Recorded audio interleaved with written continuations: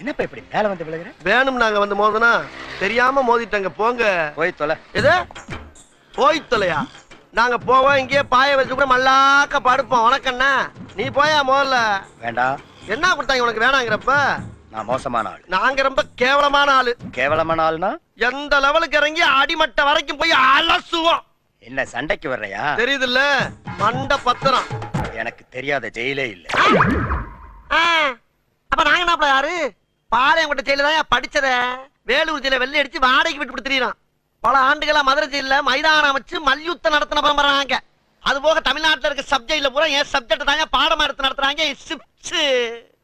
என்ன லுக்கு? அப்படியே கண்ணை புடிங்கி தின்னு முடியும். முகரே பாரு முகரே.